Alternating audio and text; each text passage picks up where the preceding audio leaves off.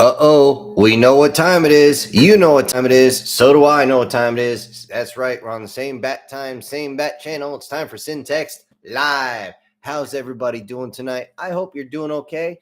I see we got a few folks in the chats already. Hold on, let me adjust this here so I can actually read them. And yep, I hope you guys are doing good. I am been busy all day. Seems like every day is getting real busy. It is that time of year where the lackadaisical times of winter are pretty much behind us. And now it's getting really bad.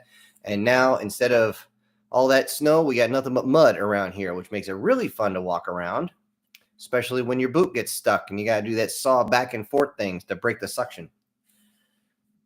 So, hopefully everybody's done clicking past all those god awful freaking advertisements that for some reason, I don't know why you guys still do that. You shouldn't be getting those on a podcast. So, before I start, I'm going to enjoy a sip from my private Be Good mug I got with me today, and let's get started.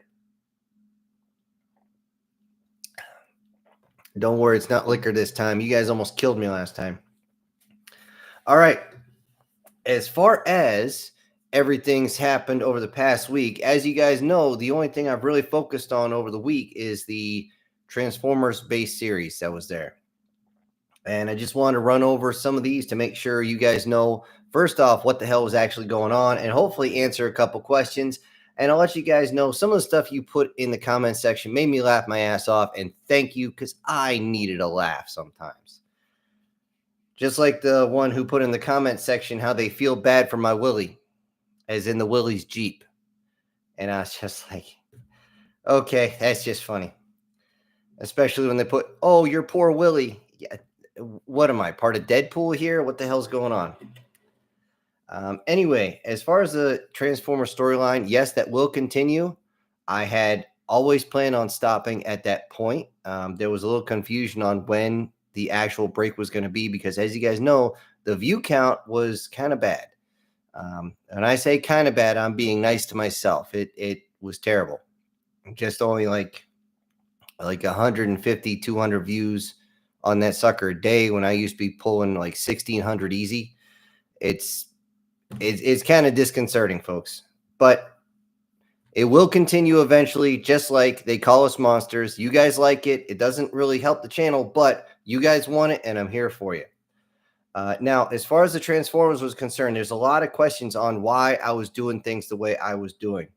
And I'm going to touch on a bunch of these, but I'll let you know that I was taking all the media that I could find according to it, and I was trying not to screw things up like my camera's screwing up right now, and put all of them into one cohesive storyline, which is why I talked everything from 1984 when they came out to the assault in Chicago and all that other fun stuff. And I even took a lot of stuff from the comics, which, by the way, if you guys got into the comics, they are very, very dark. Okay. They are excessively dark. I mean, it's a freaking millennia long war zone. So, yeah, it's going to get bad.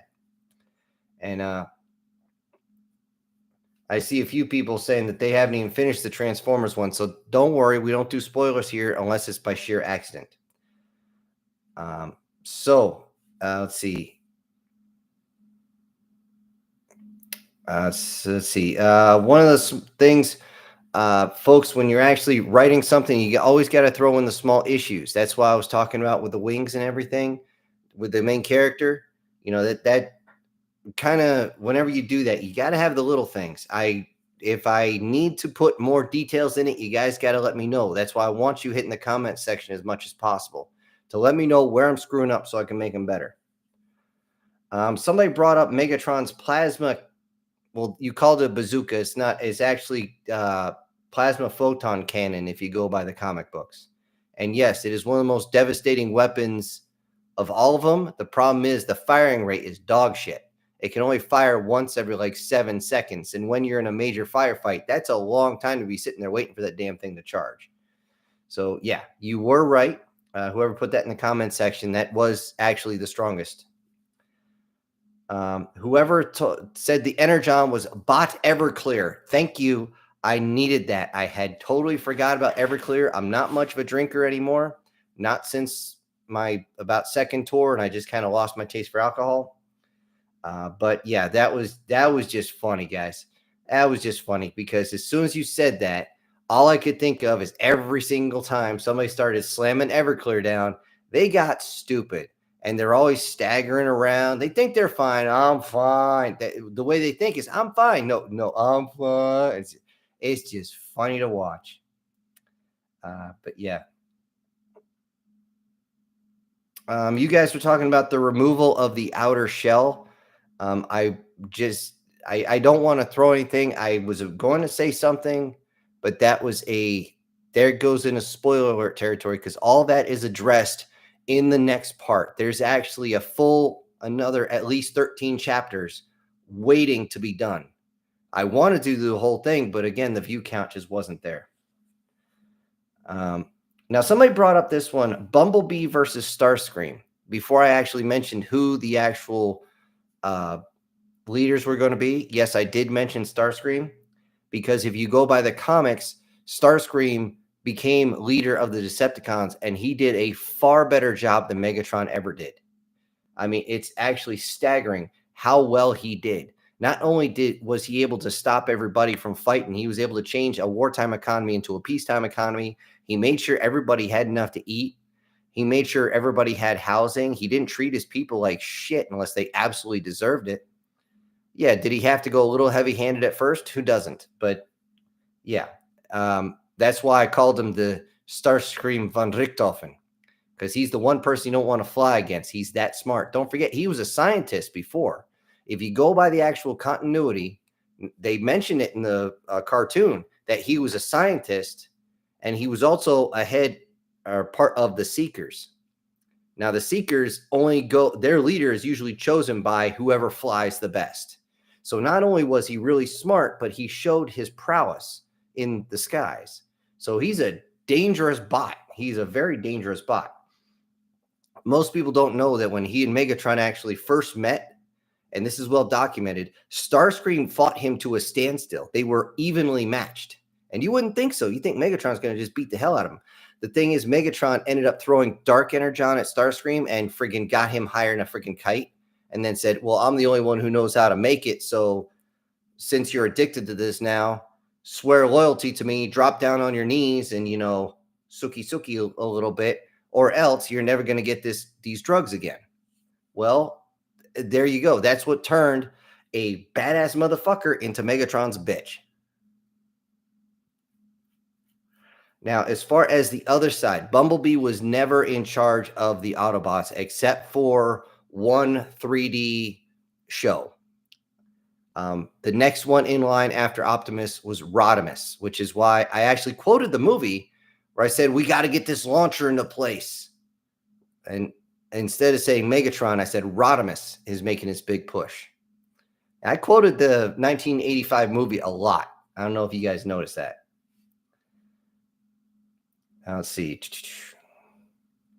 Okay, so somebody brought this up. If you didn't catch it, there was a Babylon 5 reference in there. And I grabbed that one specifically because if you look up the actual pictures of Slipstream, she is mainly purple. So Drunk Malari from Babylon 5, who goes up and says, have I ever told you you're cute for a man body? And Mr. Garibaldi, you're cute too, in an annoying sort of way. And everybody's cute. Everybody's cute. Everybody's cute. Even me. I'm, was it? Oh, I screwed up the line, guys. I'm cute too, but in purple. I'm glorious. Thud. And I just had to mimic that line. It was such a good scene. If you haven't seen it, I do recommend you go look it up because let's face it, whenever they did the somebody gotten drunk scene, they actually showed the way people act when they get intoxicated. And thank you for that. I appreciate it. Too many times they'll be like, oh, look at this person. They just smoke marijuana. They got so much friggin' pep in their step. No, if they smoke that, they're sitting down eating Fritos. That's what they're doing.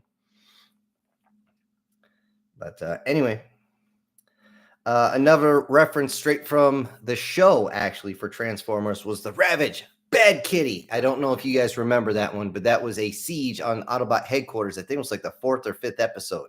that they ever did. And I just had to put that in. That's always been one of my best lines. Not to mention when they showed Ravage, a live action Ravage, in the hold on a second, because I see a $10 super sticker from Sir. Sir, I hope you're doing a whole lot better. Last time we talked to you, you said you weren't doing all that great. So before we do anything else, everybody, if you have a drink, raise your glasses. And sir, this is to your health. And he didn't send a comment, but he did send the super sticker with the heart, which apparently is looking at a woman's butt from, bent over from the back, which I never understood that until I watched Big Bang Theory. I'm like, son of a bitch. I looked it up and sure enough, they were right. And I was like, son of a bitch. Anyway, so hopefully that doesn't mean you're calling me an ass. Anyway, thank you very much, sir. I very much appreciate it. And before I go back into what I was talking about, I will say the other sir, we have two, but the other sir, not you, sir, the other sir, he actually has a hyphen, and then he has Delta Tango 2 Whiskey Echo, whatever the hell that's supposed to stand for. Could be a license plate number for all I know. But he actually sent me a super thanks before the stream, so he's going to get his for the rest of the week. So, Sir Delta Tango, if you're out there, don't worry, we are going to cover you. And yes, everybody who drops tonight is going to be starting tonight all the way until next Tuesday. So, I just want to, before I get too far off in the weeds, this whole thing with Ravage, I shit you not, I'm watching the Transformers movie, after the first one. The first one was good. The rest of them kind of sucked moose nuts. But they showed the Cyclops Ravage there. And as soon as he landed, I knew who it was. And I literally stood up in the theater because I heard people going, who the hell is that? I go, Ravage, Bad Kitty. And the whole place just dies laughing. And everyone's like, oh my God, that is him. How bad is it? Michael Bay, you need your dick ripped off for that one. That was just bullshit. He obviously didn't care about the actual bots, because he kept humanizing them more and more and more. I'm like, you're not supposed to do that, dumbass. Okay. On the next part, as far as the defenses goes, somebody brought up this when I described the defenses of the city. He says an innovative approach. That is not any way innovative. That is standard castle doctrine. Castle defense, also known as elastic defense, also known in the modern era as a hippity hoppity, get the fuck off my property. It's literally layers upon layers upon layers of defenses. So if they get through one, you can just pull back. And when they get to your lines, you just drop something on their head and make it hurt.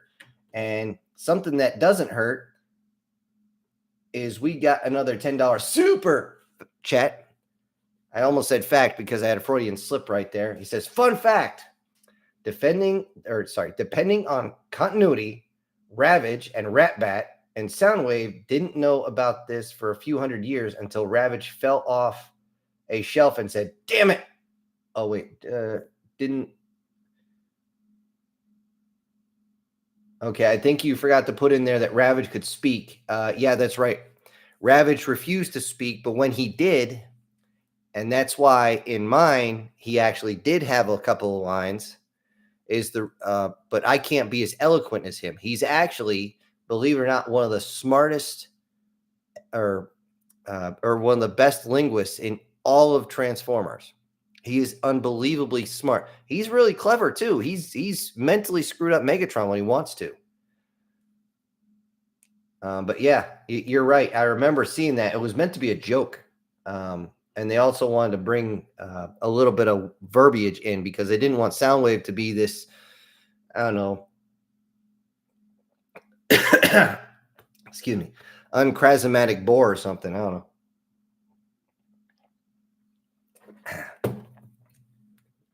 Sorry, I got to write this down.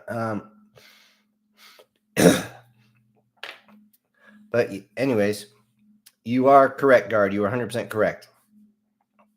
But yeah, that whole defense line, that's a standard MET-TC thing. Or actually, it's a more Akoka. something I had to memorize a long time ago. Observation fields of fire, key terrain.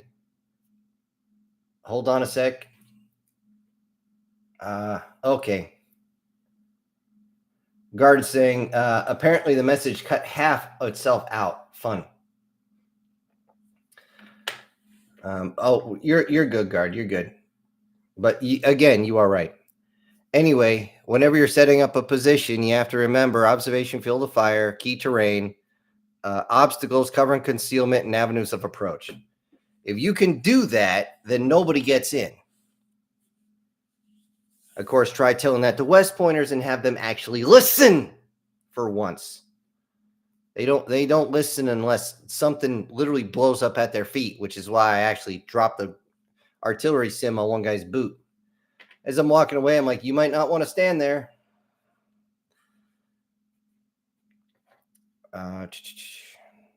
Okay, I talked about the break in the story. All right.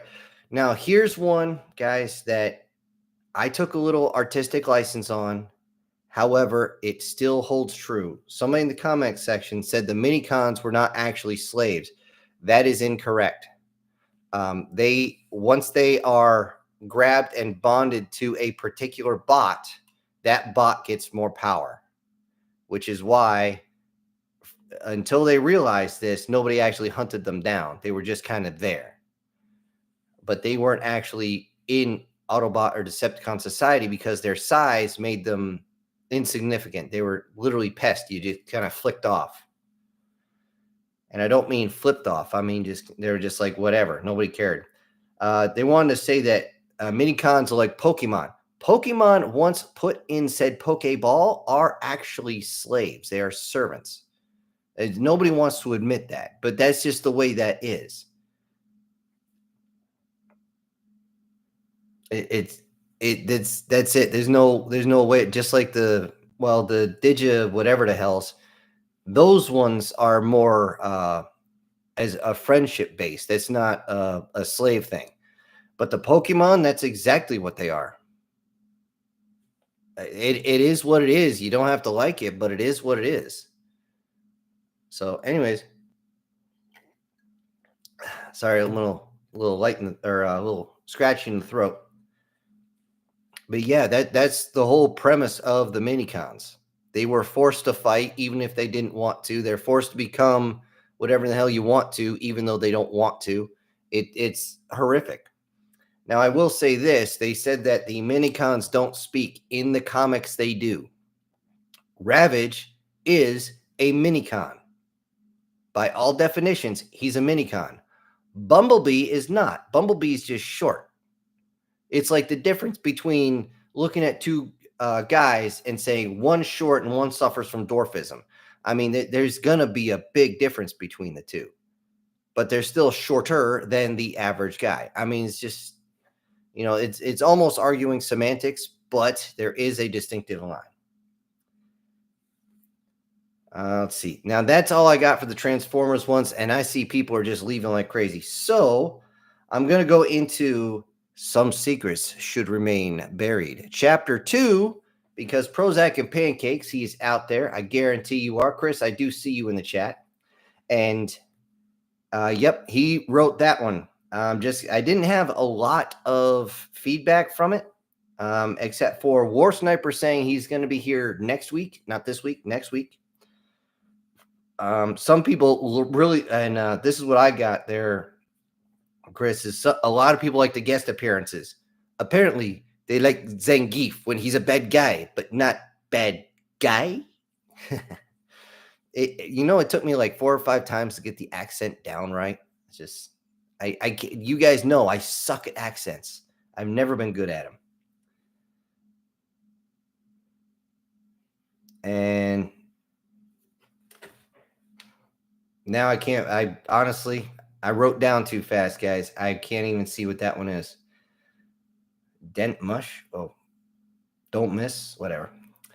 Anyways, I enjoyed reading it. I really enjoyed reading it. There was actually one line with the whole thing about how do I put this? The Village or getting Village of the Year 5 years in a row. I think I fucked the line up when I read it, so I do apologize for that.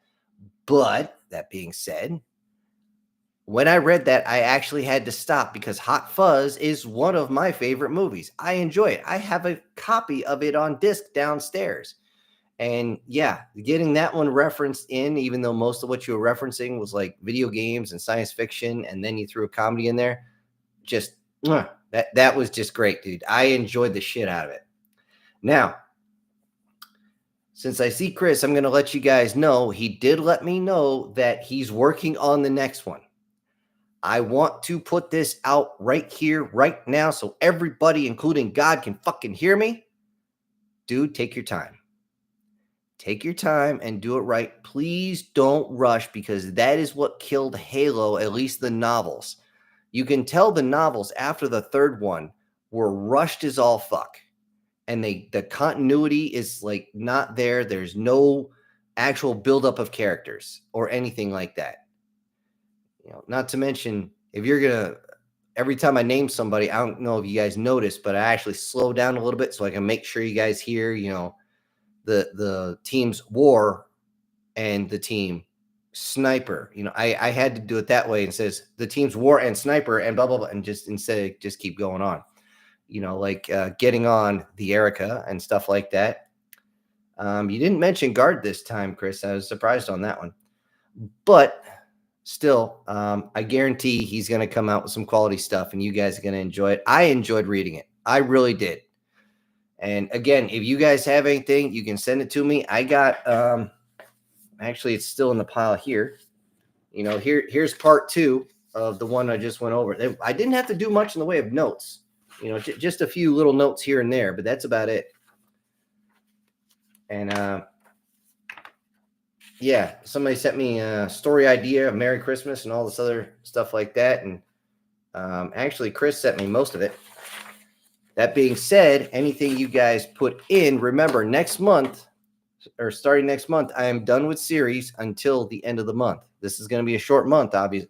Actually, this shouldn't be a short month. This should be a standard month. Every month is supposed to be 28 days, and we're supposed to have 13 months. Guys, that our history's been fucked with so bad, it's sickening, okay? The more I learn about it, the more I'm just pissed. That being said,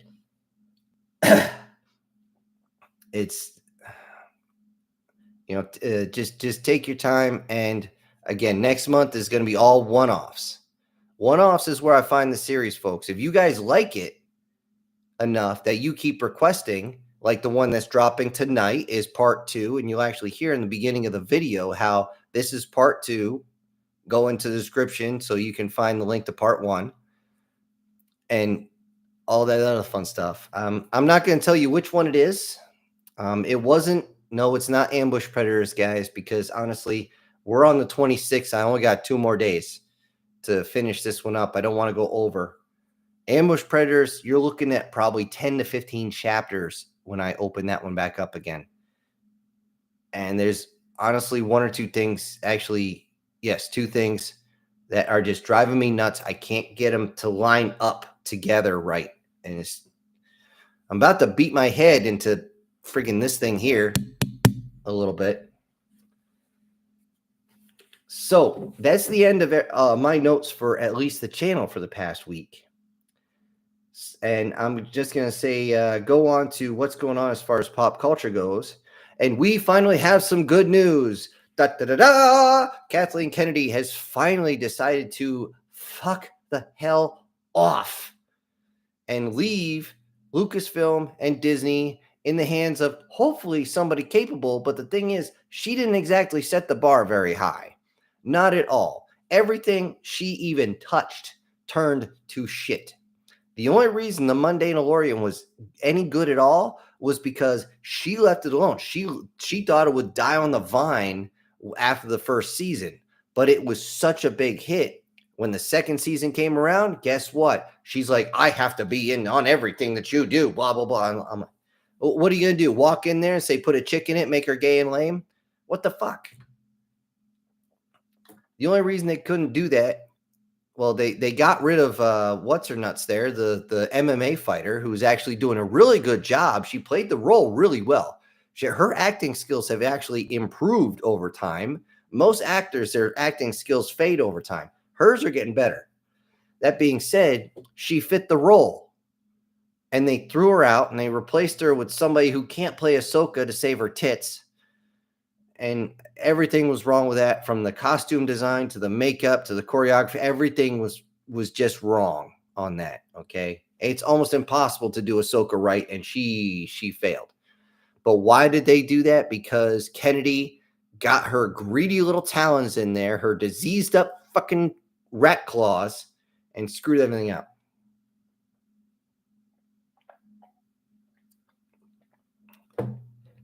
Every single time you find out she even walked into the office, it was bad. It was just bad. And you watched everything just fail and fall the fuck apart.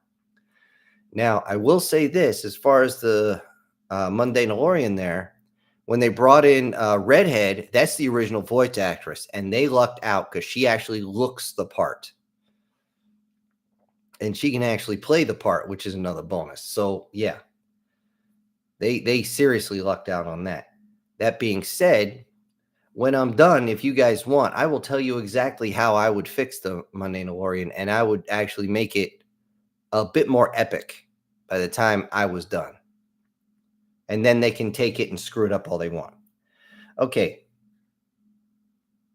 I don't know if you guys have been watching any of the science news in particular, which is where I get a lot of my stuff as far as integrating it into the science fiction. But more scientists are getting disappeared, unfortunately. It's not just that little 14-year-old kid who figured out an ether reactor that's twice the size of my cell phone. I'm talking about other guys who tried to sell their patents. And let's see, one guy is from Kenya or Zimbabwe or something like that. And he came over here to try and sell his stuff. When he refused to sell it to people who were going to bury it, they poisoned his ass. He ran back to Africa and nobody wants to touch him anymore because they're like, oh no, he's toxic now. I'm like, that's bullshit. A lot of these guys who are just really smart at that stuff, and I kind of wish I was. I understand it, but for me to actually create it, that's different. It is what it is. However, they need to just say, fuck the money and just put everything out and in a full like manual or whatever and explain how it works. And speaking how things explain how they work, I have to stop. And I got to wait a minute because I see a $10 super chat from someone who is so outrageous that she is not just a brick house, she's a full ship, according to someone I won't mention. Prozac and Magates, hint, hint. And Erica says, sorry, I just now getting done with cooking. I've been praying for the maple syrup, and we just got the weather for it yesterday. It started. Thank you for everything you do, Syntex. Yes, you are welcome. Actually, you guys thank me just by one, being here, and two, listening to my stuff. I appreciate it. Even without the super chats, which are the thanks and all the other stuff, which I'm not going to turn down, but I'm not going to beg for. You know, as long as you guys are enjoying it, you know, that's a lot to me. Just like when I was in the service, and you know, when my guys succeeded, that was a lot for me. That hits because that's one of the few things that actually has meaning. Regardless, thank you, Erica and Guard and Sirs and everybody else who's been here. I appreciate it. But yeah, let's head back to the notes here. There wasn't a whole lot in the news as far as the pop culture. Thankfully, the politics has been dominating the news. We're not going to get into politics. All I can tell you is they're finally cutting off the money, and that's always a good thing. However, even though I don't care much about politics, at least they're not talking about the Kardashians or any of those idiots. Like, what's that singer's name? Bouncy, that I don't have to listen to her ass. I mean, seriously, the last time any of these idiots made a splash is when that guy made his woman walk around in a literally see-through dress. When I saw that on the news, I was like, why is it blurred out? It can't be that bad. I pull up my phone. I was like, holy crap. Okay. That's going to go away now. As you don't stare at another man's wife like that. That's a quick way to, one, catch a charge, and two, catch a bullet. I'm like, yeah, she's nice to look at, but I'm not staring. But seriously, it's like they're trying desperately to stay relevant. The thing is, with all the AI that's coming out, they're scared. They are fucking petrified, because once we have all these folks where you can design a character, I just saw, I was going through looking at different AI stuff, and they had one of Astrid from the dragon stuff, How to Train Your Dragon, and they upped her to about 20 years old, and they put her in a freaking bikini of all things. And I'm looking, I'm like, oh my God, that is like the perfect mix between her cartoon face and what her face would really look like. The texturing was good. And apparently, all they did was punch this into a freaking AI bot, and it came up. I'm like, holy fuck. I am definitely not going to download this, because guess what? I'll never leave my phone away. It's just. Wait, sorry, something stuck in the throat. But yeah, it's getting really good. And once they can just form somebody like that, and then they can just tell the AI to make a movie with this character doing whatever is some sort of action thing, here, make me a Wolverine. They're gonna see Hugh Jackman basically, but only standing about 5'2", where they go, oh, look at the little Wolvie. Yeah, that was actually the right size, believe it or not. And you would think he suffered from dwarfism as small as he is. That being said, yeah, it's just gonna put all of them out of work. And you know what I can say? Fuck them up the ass with a big rubber dick. I don't give a shit. They can freaking kiss the darkest part of my ass repeatedly. I don't care. And because they've been having it too good for too long. Not to mention, a lot of these rappers and stuff like that, they've already come out with an algorithm that will decipher all that stuff and actually create one. It's like, make me a rap to make me feel this. I'm in this type of mood. Send. Like 2 seconds later, you hit it, and it's just going, and the rapping and the flowing and the rhyming and the yada yada and the yada. I'm just like, wow. Yeah, AI is going to put us all out of work eventually.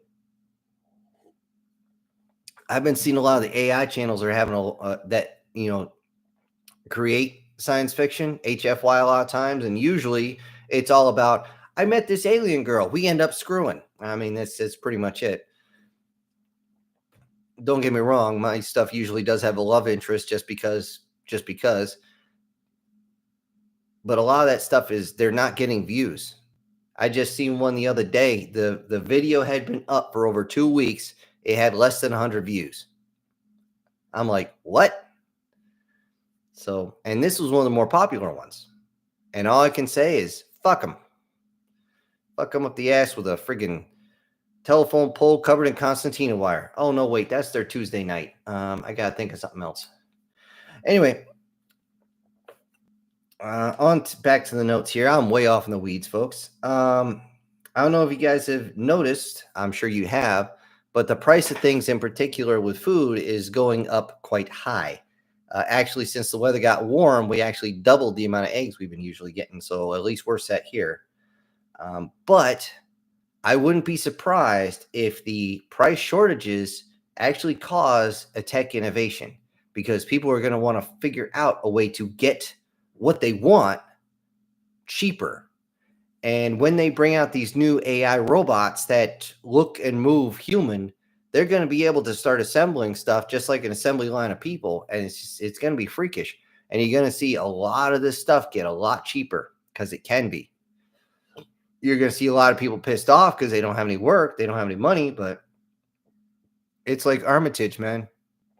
Again, if you guys haven't seen Armitage the Third, it's an old late 80s, early 90s, I forget, anime, and it goes over this very well and very entertaining. But it should be very, very interesting coming up. Oh, by the way, I was even talking about this with my brother with the robots just the other day as we were offloading hay when I got a screwed up arm. And I told him about the robots, and he did that same old joke I know you all did as soon as I mentioned androids. And he goes, "So, can you fuck it?" Thanks a lot, dude. That is such an old joke. Ever since Robot Chicken did that joke, that's the first thing anybody says. And I have to tell them, guess what? They actually made one for that. Fully can do whatever moves you want it to do. If you don't mind paying almost $200,000 for this piece of shit, it still looks creepier than hell. It can't emote. It doesn't look, to me, it doesn't even look human. But I'm sure there's some rich guy who goes, I'll try it. Why not? Be a good, fun story. And then he's going to store it in his bunker where nobody else can see it. So when the world goes to hell, he has something he can, But seriously, yeah. Okay.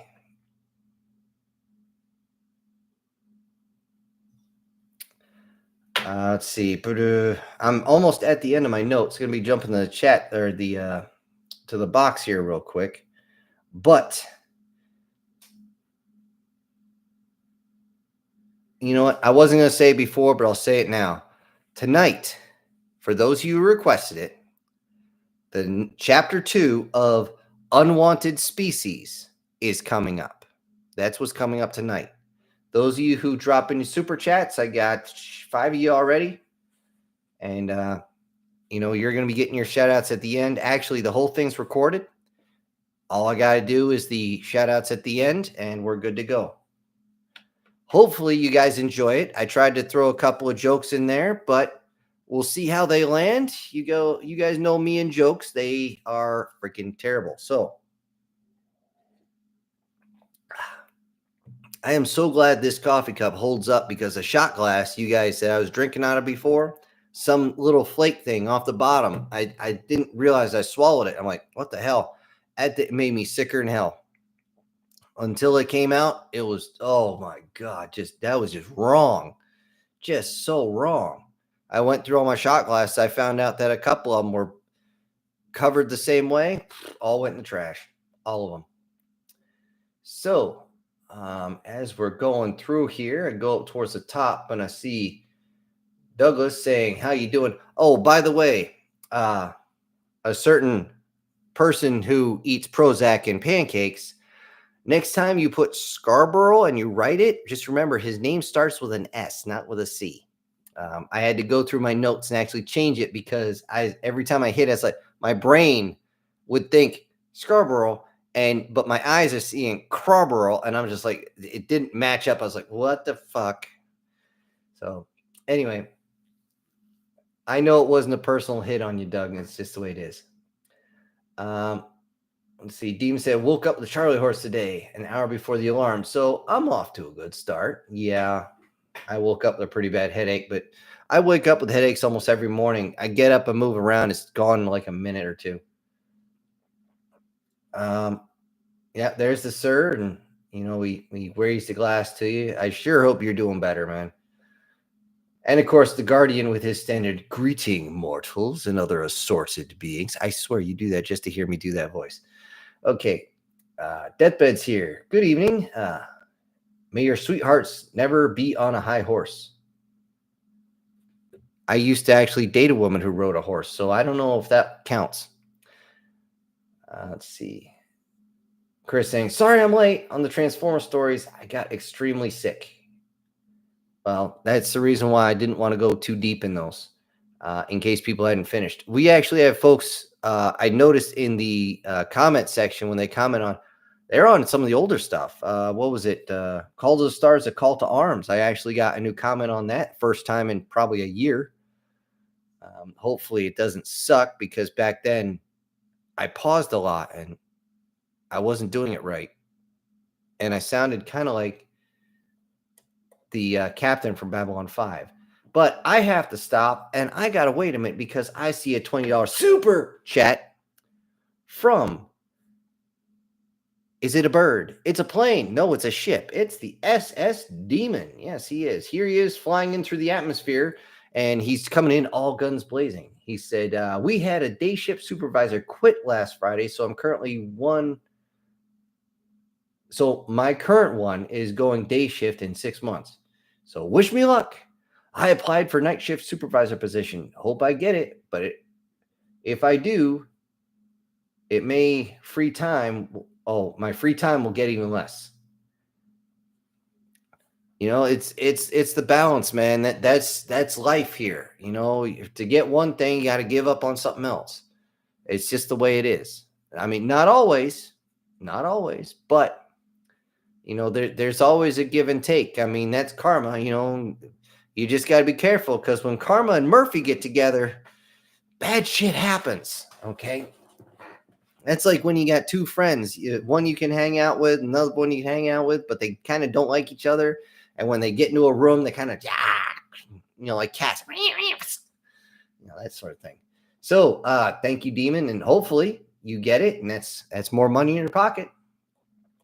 So let me scroll back up here for you guys.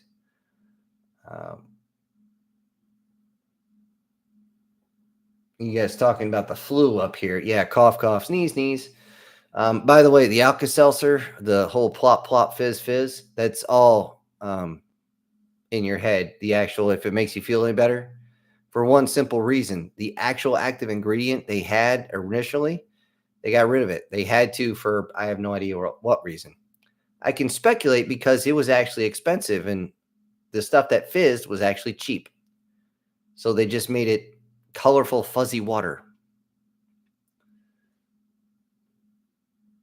Let's see. Doe says, one of the things you did, if I remember correctly, in the series was Charge of the Light Brigade reference.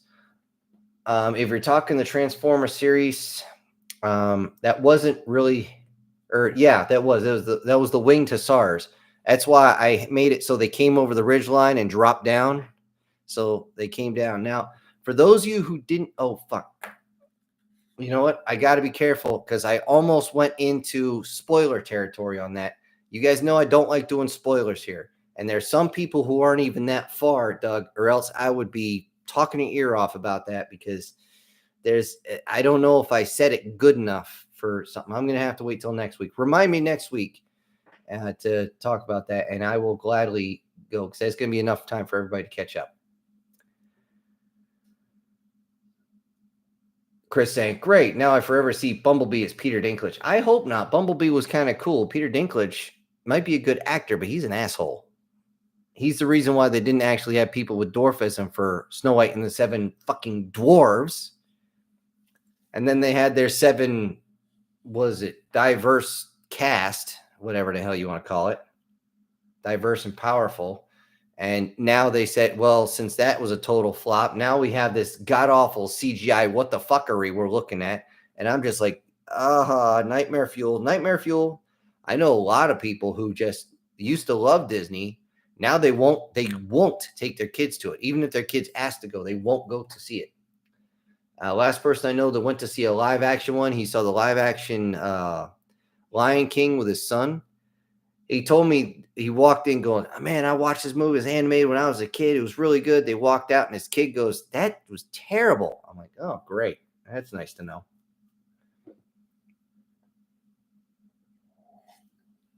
Chris saying, I hope everybody liked it. I'm sure they did. I don't know why they're blocking your comments, Demon. That's strange, but it is what it is. Guardian says, oh, God, you're going to make me say this, Guardian? Ba weep, grana weep, ninny bong. For those that don't know, that is straight from the Transformers movie. That was the universal greeting of basically, I'm a friend and I'm not here to fight you. Kind of like walking up back in the olden days and putting your hand up as a wave, you know. It is what it is. Guard saying, having too much fun playing Elden Ring. I'm on my second playthrough and I'm currently using Godskin Slayer Great Sword, which has a great ability to, in lore, kill gods. Well, it says Godskin Slayer. I mean, come on. And I have two of them now. I have become death incarnate, And I'm proving this because I've sliced through like 7 bosses in a row. Fun. So since you're our resident gamer guard, I'm wondering if you actually went on War Thunder and just trolled the living shit out of those freaking all those YouTubers. Because when I saw people actually, when I mentioned it, please people send me up, put it in the freaking emails. If you do this, send me a link so I can just comment on these other guys' video. Go, haha, you got fucking trolled, bitch, or something that's not going to get flagged off. But I'm sorry, but when they ruin everybody's game because they're trying to make a video, I take issue with that, because if I'm going to spend time playing a freaking video game, which does cost time, I want to know that I'm with a group that's going to actually fight to win, not fight to, just have this stupid video. I just, why they do that. Okay. Chris, he's talking about his next chapter. I'm rewriting it again, and yes, it's Hot Fuzz. I hope you like when the chief inspector comes out. You're talking about the beginning of Hot Fuzz. That was just funny. It's like, you want me to call the chief inspector? You want me to call the chief inspector and have him come down here? Yes. Oh, okay. Kenneth? And he was right there. That was good. But that's British humor for you. I wouldn't have been able to write something like that. I can't write a comedy for me. I can do a couple of jokes, but that's about it. I can do a couple references, but you also got to remember, I have a very twisted freaking sense of humor. Not only do I have a dirty sense of humor, but I have a dark sense of humor, and those don't always work. Not working together. Not unless you're doing dead baby jokes, and I hate those fucking jokes. Anyways, Douglas says, I am usually in too much pain from muscle cramps and neuropathy to think about being creative. Ooh, shit. Ow. That's all I got, dude. Whatever's wrong, I hope you can fix it. I don't know. Yikes. Okay, down here with Lenin says, Kathleen Kennedy does not really do anything in Star Wars except ruin things. When she walks in, she just is like, you're doing a good job, but I want you to do this instead. She was the reason for the one and the many and all that shit. That was her baby. Chris saying Kathleen Kennedy killed my childhood. Star Wars in Indiana. Well, Indiana slow-mo now. I mean, just, yeah, she specifically went in there and just ripped those apart. I don't know which one you're talking about, Leonid, that she doesn't do anything. Yeah, she doesn't do anything good. Leonid also saying, I've seen people hate on Dave Filoni. Yeah, because he's admitted he doesn't even like Star Wars. And I know people want to hide that when they want to memory hole it, but he even said that. He was one of the first ones to say, I'm glad the extended universe is gone. I'm like, where do you think all your other stories are going to come from? You got how many book series on that one? Guys, when I was deployed, we had a guy who would no shit order those books online to have them shipped out to him, and he would read the same one over and over and over again like it's the fucking Bible, and wouldn't shut up about Star Wars. I mean, just would not shut the fuck up about it, to the point where people wouldn't talk to him, and he didn't care. He'd stick his nose back in the book trying to memorize every fucking line. And then when the new book came out, he put that old one down. He usually put it in the library, leave it for someone else. And then he's reading the next one like it's the freaking book. I'm like, God dang, what the fuck, dude? But that's somebody who is dedicated to it. The problem is, someone that dedicated won't go outside the box. Filoni and his ilk, they refuse to get outside of their little, special effects make the movie box. I'm like, what the hell are you talking about? And of course, we all know about the DIE stuff that just made everything not cool. Just wasn't fun to watch. My nephew was about 10 years old. If a 10-year-old falls asleep watching a sci-fi movie, they've done a bad job with the movie.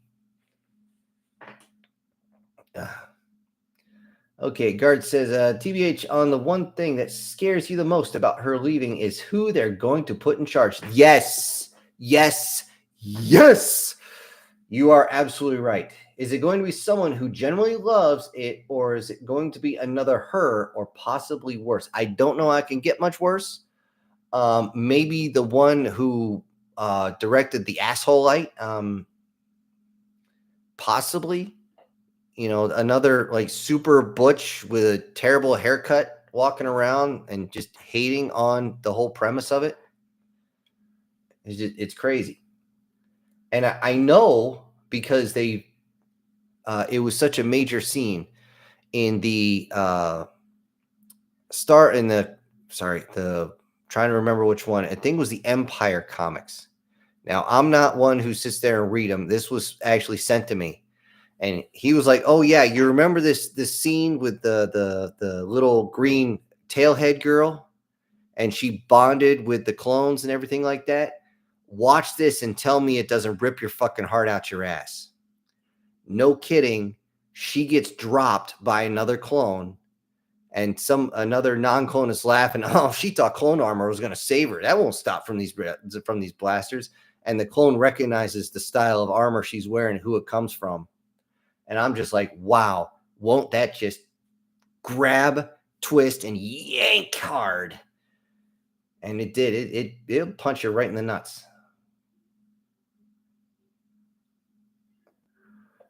Let's see. Guard says, "Oh, by the way, the MMA girl who got fired from the Mandalorian is actually planning on suing Disney." Good. I thought she did sue Disney for pretty much firing her over her political opinion. Yep, which is probably one of the dumbest reasons to be fired. You are absolutely 100% correct, because I still remember when they made a big deal about it. They said, you have to put your pronouns, and she said, here's my pronouns, beep, bop, boop. And everybody, Kennedy especially, got pissed. Apparently, she called this MMA woman into her office to chew her out. I'm like, you don't do that to someone who has no problem reaching across your desk, grabbing you by your fat neck, and dragging you across the desk one-handed just to freaking throw you around like they're a freaking Sith Lord just chucking somebody against the wall. I mean, shit. I guarantee she held herself because she's like, well, I'm going to be fired anyway. I might as well sue this bitch. Let's see. Chris says, I was politely told to kick rocks with my electric generator design. Really? They said the social impact would damage the economy too much. So I got the message and back. Dude, instead of trying to make money off it, write the entire manual, exactly how to build it with exactly what materials and all that stuff. We already have the 3D printers with plastic. The ones that do metal are a lot more expensive, but they can be done. And holy flying snot rockets. Are you telling me that you made one that's it's like a 0-point generator style that doesn't need any fuel or anything like that? Just all you can do is put it out. And when they try to memory hole you, just put it out over and over again. Hell, send it to Joe Rogan, send it to Tim Pool, send it to somebody else, and they're just going to look at it and go, oh, this is interesting. You might get on their show. And if you're not looking for you, they might just send you money just for the hell of it. People do that. I should know. Look at the live stream. Ha! Okay. Guard saying, Chris, when you make the third chapter, he's switching over to the actual story. When you make the third chapter, if you try to throw me into it, and if I end up dying, make my death epic. All guns blazing, voice line getting cut off by either explosion or a kamikaze. And the whole 9 minutes of epic death. Please and thank you. That's kind of a tall order, 9-minute stretch, because when I write things down, let me grab one here. Okay, give me a sec. When I actually do these and say I got one page like this, this is actually what's coming out tonight, and I'm going through one of these pages is about 5 minutes, and that's me going very slow. So if I'm like you guys seen how I pick up the pace during like combat and stuff like that to try and get the tempo going, trying to get your blood flowing a little bit. Yeah, and the thing is, you'd be amazed how many times I have to stop to make sure I get that right. but even going slow, if you're looking 2 pages, 2 full written pages of you dying in an epic fashion.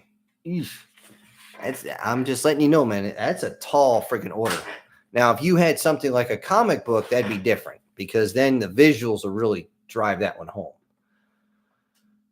Speaking of which, I'm going to say this one again. As far as the Transformers one goes, if somebody makes that a comic, please do. Just please, please, please, please, please, please, please do. And send me a link so I can read it. Or hell, you got my physical address down there in the Meat Gazer box. You guys can just send me a copy if you print it out. Okay. Demons here says, I feel bad for the people who spend years learning how to make art that basically turns cartoons, animate people, and almost real looking because AI does it in seconds and it took them years to learn it. It's like I said, AI just puts people out of business, man. Now, you think it's interesting now. Oh, you wait. Because somebody told me that get on your phone and look up the stuff. What was it like? It's like personal operated videos walking around a house. And I'm like, POV videos. Now, most of you already know what POV means. I'm not going to go into it.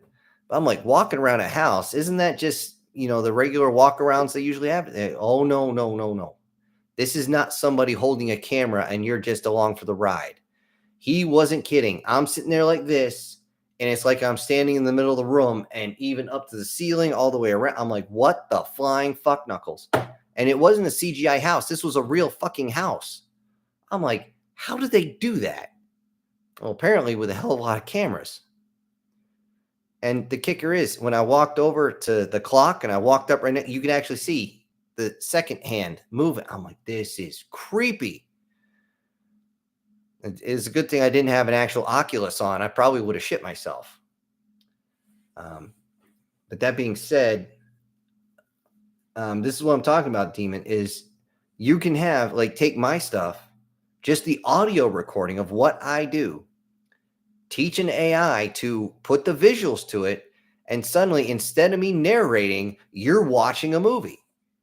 The only thing is I didn't put in, or unless it's like Ambush Predators or something like that, because dialogue is what takes the longest because you got to get each individual person right. You'd be surprised how many times I'll be sitting there writing and she said this, and then her friend wouldn't say that. No, shit. Her friend was, her friend's got more attitude. Shit. And it's just, if the AI can fill that in, which I doubt it can yet, but when it can, you're looking at a full-blown video and you're not going to be listening to me talk. You're just going to see the entire thing in like a 2-hour movie.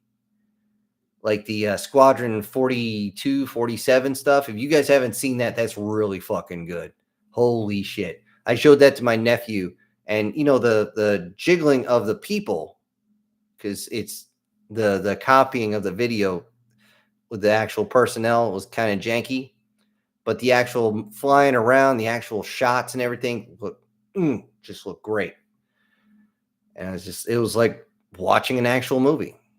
I couldn't give a two shits about playing the game, but the CGI movie was great. But yeah, it is a shame that people do spend a lot of time, and eventually I can see it.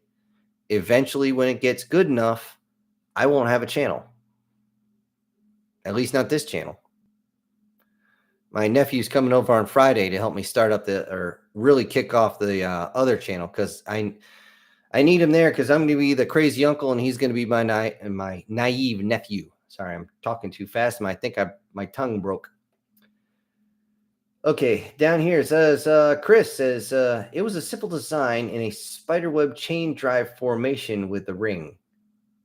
One ring of okay, he's talking about his generator. Spiderweb chain drive formation with a ring, one ring of turbines, one of electric motors, and the last one enough alligators to power the motors which spin the turbines. Either you're using engineering terms or I'm reading this wrong. I am not sure.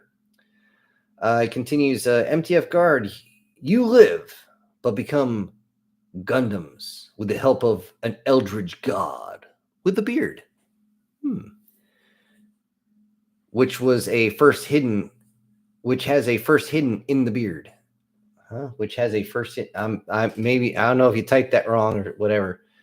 But what's in his beard is another fist, like Chuck Norris there.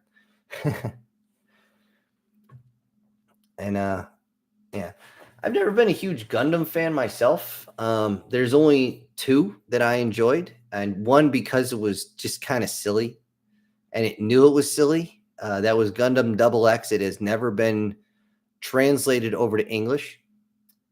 And I'm sorry, but when the guy steals a controller and then he goes to steal a robot, and he's like, he doesn't realize he's got the controller. And he's like, oh, what the hell do I do? What? Oh, wait, I got this. Oh, if this works, I'll believe in God. And everything turns on. And some girl wakes up and goes, hey, guess what? I believe in God. It's just really good. It's like if you listen or read the original translation of the Vegeta before it gets Americanized. It's a lot better than any American bullshit. I'll tell you that. Because he curses a lot. But if I had to go through some of the shit he went through, I'd curse a lot too. Oh, wait, I still do. Let's see. Douglas says they can already make steaks by machine printing and also growing it in a petri dish. Yeah, they've been able to do that for years. A lot of people don't know that. For those of you out there who don't know, over in I believe it was Japan, it was either Japan or China were the first ones to do it. They cloned beef. Now, from what I hear, it doesn't taste exactly like beef. It still tastes kind of artificial, not chemical, just artificial. But they can actually 3D print basically a little steak, put a little filet mignon or something like that. And I'm just like, that's to me disgusting. But it can be done. Apparently, it's not going to kill you all too fast. But the thing is, they've not only grown artificial steaks, they've been able to grow artificial skin. They fully usable. They did the artificial limbs. They know how to clone people. Folks, the actual tech level that we're not allowed to know about is insane. The only reason we know anything about this is because they screwed up a couple times, and now the information age is here. So when they do screw up, people dig in a hell of a lot deeper than they used to. And they can't control the media through, the newspaper and the 8 o'clock or 6 o'clock news or whatever the hell it is. But yeah, they have all that stuff already. Could they actually create a whole new workforce of drones? Sure. Once they actually are able to upload a consciousness into a full-grown person, it's going to get bad because how's that line go? Begin the Clone Wars has. And yeah, it's just going to be that bad. MTF Chris. Oh my God, I got reincarnated by. Okay, yeah, Chuck Norris. Yeah, see, I'm not the only one who got that. I like that answer, Chris. Maybe. Oh, hold on, this thing jumped. Chris saying, good luck on the premonition. Okay. Oh, promotion. Yeah, that's not how you spell promotion, man. The burden of leadership. Be praying for. Yeah, that's something I had to learn too. For those of you who've never been in the service, I'll let you know, when you first become in charge of folks, that is one of the most difficult things. And you think, everybody does think this way. You think you have to be in everybody's faces. You have to constantly be on their case. You got to be like a bulldog on a chain, and your squad leader's got to hold you up. It's just hold you back a little bit. You don't really have to do that. Do you have to show that you know what you're doing? Yes. Do you have to show your dominance? Yes. But there's ways of doing that without being a total asshole. Unfortunately, the group that was in the army before me, my predecessors, most of them never learned this, which means they didn't teach me. I was fortunate enough to be able to learn this and teach it to the guys under me. Thankfully, did have a few that had already learned that, and they're some of the best guys I had. Let's see. Demons up here says, used to be a general manager at a previous job, so been through it before, but thank you. Not guaranteed to get it, but fingers crossed. All fingers crossed. There we go. Cross them all. Okay. Ow. That actually hurt. Let's see. Demon also says, yeah, YouTube still blocks me. That's why I'm never in the comments of the videos, just in the live stream. Oh, that sucks. And I got to scroll down here because we have a $10 super chat from our wonderful bike riding maniac, Brian Kemp. Let's see. And he says, need to catch up on a few stories. Went on a mini vacation to Gulf Shores in Alabama. Oh, nice. Second night, I had food poisoning. Yeah, that'll do it. That'll really screw up your night. The only time I went to Disney, a bunch of us got food poisoning. My brother got it real bad. They had to take him to the hospital.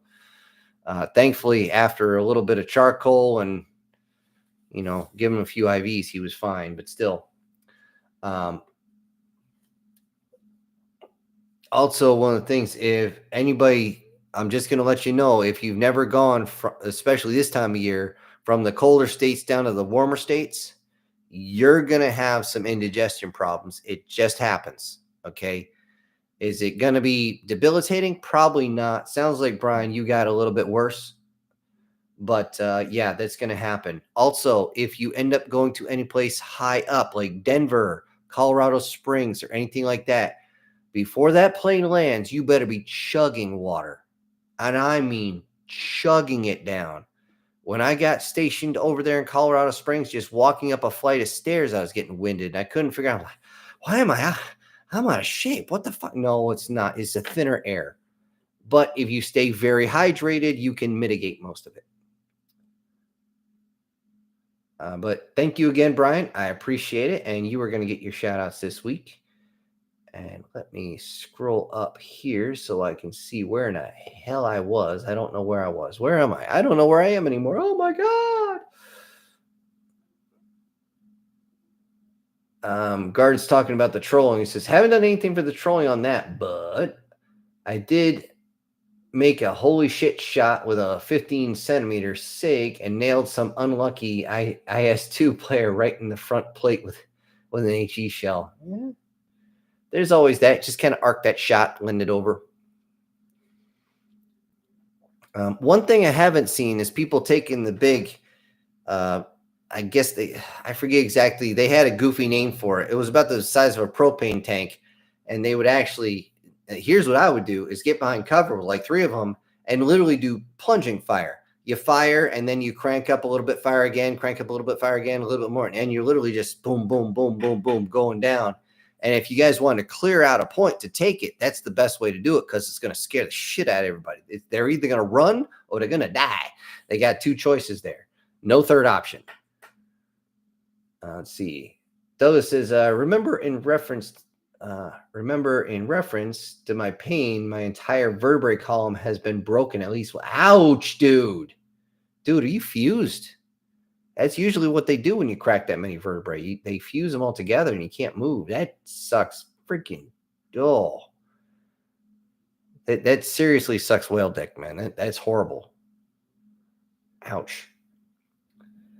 Let's see. Guard says, I saw the explosion from the other side of the map, and all I saw was its turret flying through the air like a bird in flight. And that was a heavy-ass turret, too, like 12.9 ton. That thing went flying 50 feet in the air. Why the hell not? And there's Brian. Let's see. Demon jumping in says, my favorite tank in World of Tanks is a Soviet KV-2. Gee, I wonder why. Your shot's either one-shot an enemy or bounces off and it takes forever to reload. Yeah, no joke. I don't know why, but it's so freaking fun. Yeah, I'm sure it is. Maybe Demon, you and Guard should be up there on the plains, just troll the shit out of people. Seriously, again, if you guys do, please send me the video. I will share it with everybody. more than once because that would be freaking awesome. I just love trolling the trolls. It's great. For me, whenever like, oh my God, it's a prank, bro, gets freaking beat into the ground, I'm a happy motherfucker. Okay. I am just jumping up for joy. Just like when they had the guy, he was walking like he was gonna walk under a bridge, and the guy walked out in a clown mask like he was it. Dude who was walking backed up a little bit, pulled out his pistol, and the guy's on the ground. Oh, it's a prank, bro. Pulls his mask off. It's a prank. He's sitting there, he's contemplating. Maybe I should just kill this guy and get it over with. I wouldn't have minded. I would have enjoyed it. And down we go here to a $5 super chat. We have the Sage, the Guardian Sage, checking in with a $5 super chat. And he says, the Guardian Sage would never strike another man in the jewels unless they really deserve it. And by the way, Guardian, I kind of give me a sec to finish this. I literally have it right here. Give me a sec to find exactly where it is. Let's see.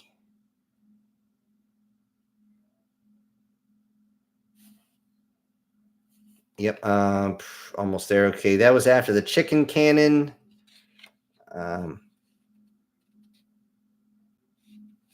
No, wait, maybe I missed it. Okay, and the thing is, not only was somebody hitting the nuts, but you know that he was talking about glowing balls, and I kind of hammed that up as a joke, guys. Yeah, he didn't actually put it in there. So, let's see. I'm trying to find it really fast in here to say what he said compared to what I put in there.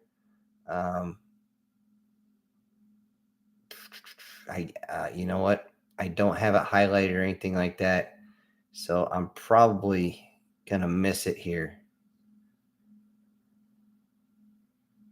Let's see. There's the weaponizing s'mores portion. I'm going backwards.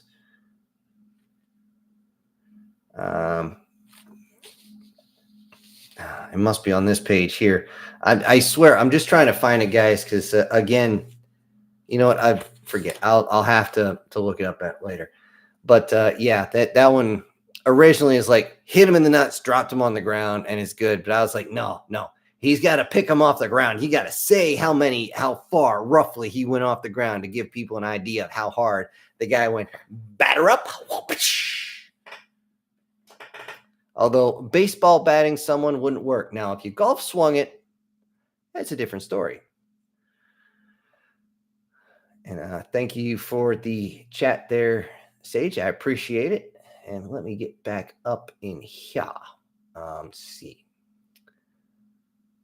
Let's see. Sir's got to go. I'm sure he's out. Good luck to you, sir. Let's see.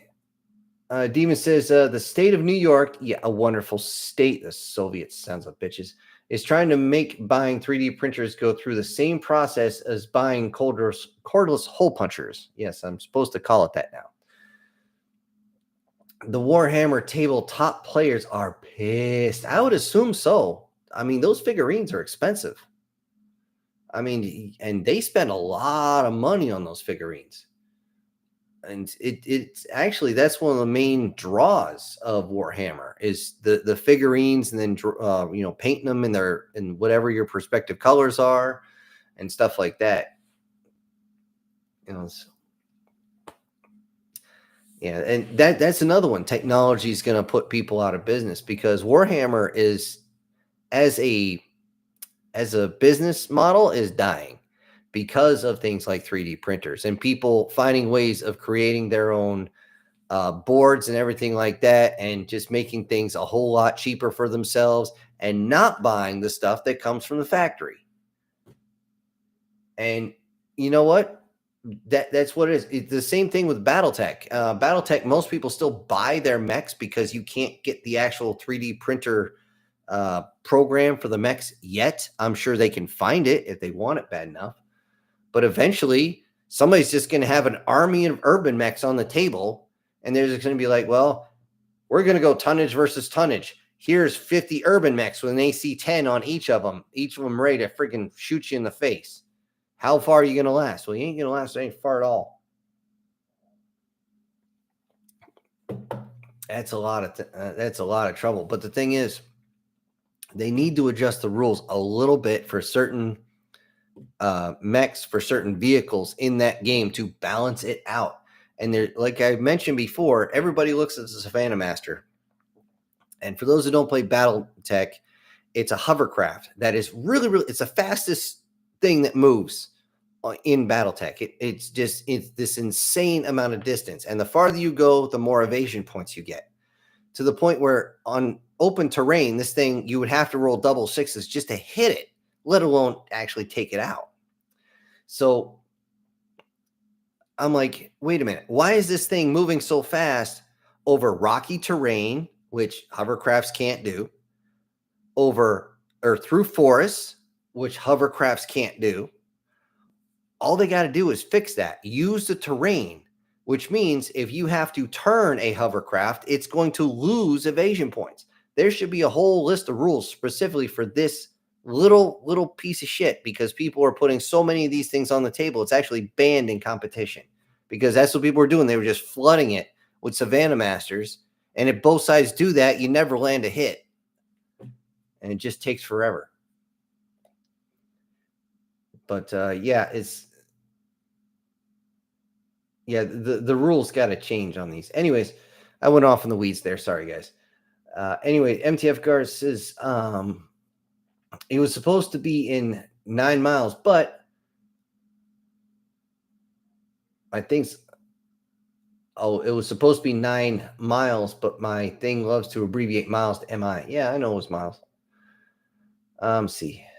Erica says, Chris, if you damage me in this story, please remember, I'm one of those that will max my limits to make sure I get everyone and everything home safely.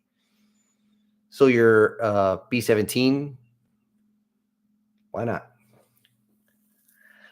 Lena says, you might think it's funny. I hope so. But the AI can't draw hands. I've seen all kinds of AI failures, mostly snoo. Okay, I don't really focus on that stuff, so I wouldn't know. However, speaking of hands and speaking of art, I found this very interesting. Now, unfortunately, this is a theory because the evidence was actually destroyed. But the destruction of the evidence is evidence in and of itself. If you look at all the Greek and Roman statues, you realize that all of them, their hands and sometimes their feet, are destroyed. Why would they do this? Well, the theory goes that these sculptures, the hands, had 6 fingers on them. And to make sure that, since in the Roman pantheon and the Greek pantheon, they didn't actually have 6 fingers on their hands or feet ever. And also, when both of these were taken out of the mix and whoever took over that area were like, wait, 6 fingers? Oh, hell no. This would justify someone else. And they just broke the hands off. A lot of people said, oh, no, this was all mishandling of people bringing these art pieces to some other countries. It's not systematic, dude. You wouldn't systematically break something just trying to get an art piece from point A to point B. And even if you did, you'd still have all the pieces. Now, as far as AI not being able to draw hands, you got me. All I know is the little bit of AI that I've seen does a really good job. And by the way, on Demon and Guard, I've been trying to get a hold of some AI made stuff like Skeletor holding a freaking sniper rifle, and I know exactly which one I'm trying to find, and I can't find the motherfucker, which I thought you guys would get a kick out of. Or, somebody or something like that. So anyways, let's see. Guard, you see it did it again. Instead of saying miles, it instead said MI. Yeah, it's trying to save space on there. Let's see. Lena says Squadron 42 was very British. I don't exactly know what you mean by that, but I'll take your word for it. To me, space battles are very similar to naval battles, and I am not a seaman, so I'm a little bit lost on this, which is why, actually, if you guys remember in the initial BattleTech story I did, where the main character ends up on one of the ships when an invasion is happening. He jumps in his fucking direwolf, and the admiral's like, "What's your order, sir?" And he's literally screaming in the headpiece, "Space combat's your area of expertise, sir, not mine." And that's the only thing he had to say, as he's giving up command of that. And the admiral's like, "Okay, so I know this shit. I'm gonna friggin' take care of this." But anyway, Leonid, you're gonna have to explain what do you mean by very British, because I'm at a loss. I'm at a serious loss. Let's see.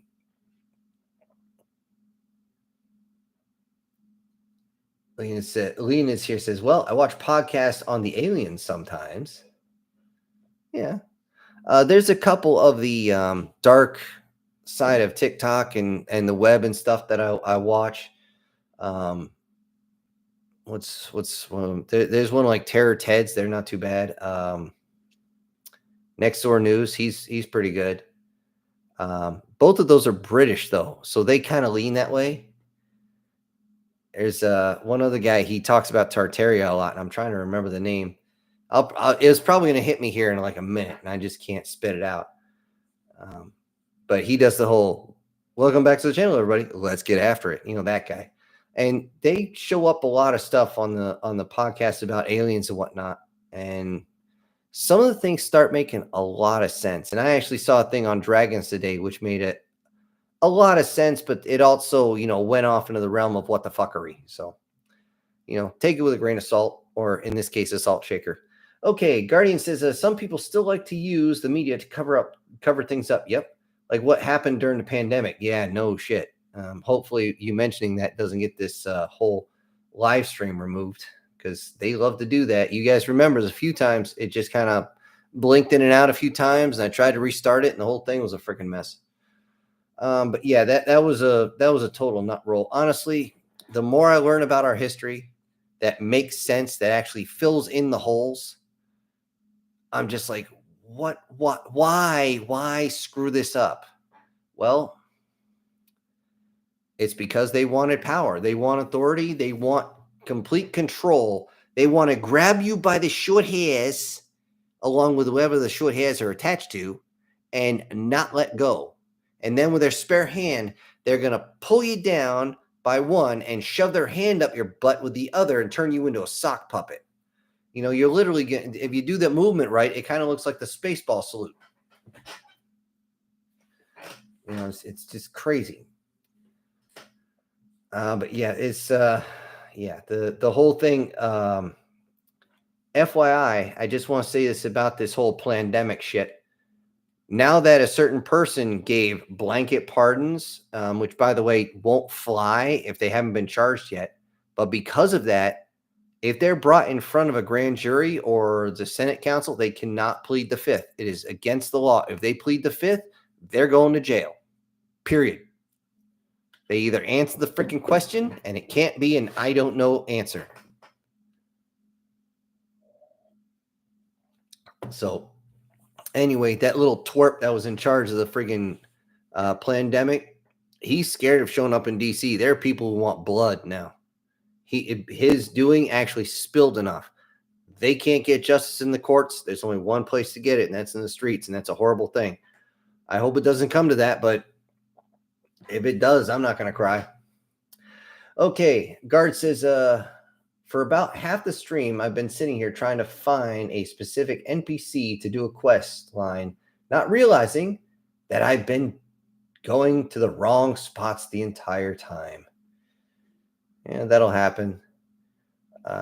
There's like 5 or 6 little altar things spread out in one of the areas for the Elder Ring, and she is in one of them. I've been going to all the ones except the one with the binocular, because my mentally challenged ass forgot it existed. Nice touch, by the way. Just like if you read U.S. Army, it says yes, you read U.S. Army backwards, say yes, my retarded ass signed up. So, of course, if you read it the other way, read it right, it says Uncle Sam ain't released me yet. But then again, you could just use the actual, Marine being an abbreviation. Muscles are required, intelligence non-essential. So, and yes, Marines actually love that joke. At least once they get out. When they're in, they get pissy. Once they're out, they actually get their sense of humor back. Let's see. Demon says, yeah, at my previous job, I was general manager running 4 stores. That's good. And trying to get promoted to area coach. I don't know what that is. Was working 120 hours a week, open and close 7 days a week. After 8 months that I got burned out. Yeah, if you're working 120 hours, you're not sleeping at all.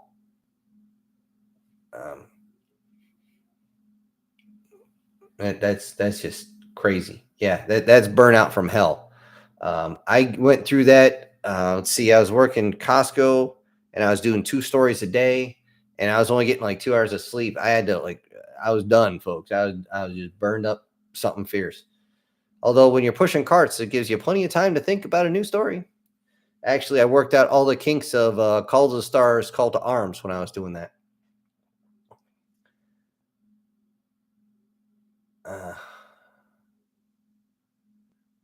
Yeah, Guardian's right. Brian, I hope you actually had fun when you were down there. I mean, I know going for a long ride's what you guys enjoy, so I hope it didn't, totally take a shit on your vacation. Yes, pun intended. And Guard kind of continues here. He says, and hey, one of the good sides is is that she's one of the best girls in the whole game. Ooh, she's best girl? Raya the Snake Man, technically woman, but they all look the same. Well, yeah, Gorgons usually do. Main reason is because all of them are actually hatchlings of the same snake woman Medusa. Kind of like how Lilith has a whole bunch of daughters and they all look very similar to her, which is why in Darkstalkers, where she split herself into 2, and why if you actually see her daughter, she's like the spitting image of her mom. Her wings are just a different color. That's why. Let's see. Demon says, I found out that they had no intention of promoting me because I was too useful where I was. Oh, God, I hate when that happens.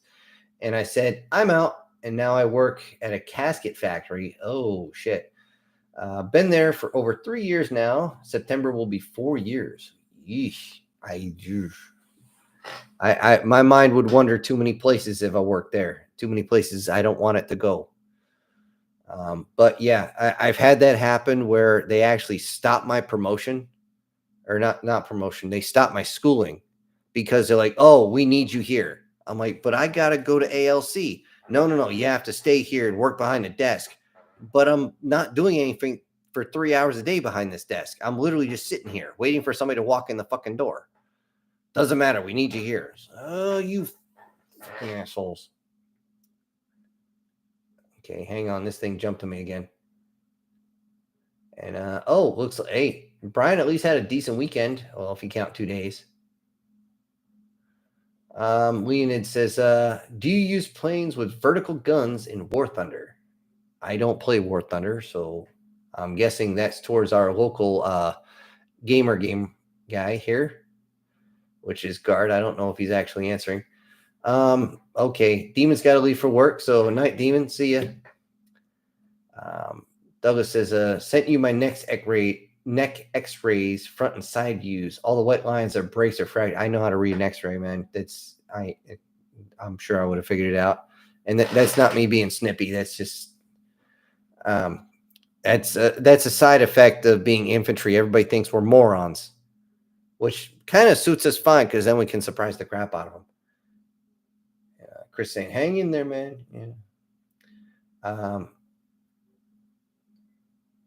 By the way, I applied for SSDI. I was approved in 2 weeks. Hey, there you go.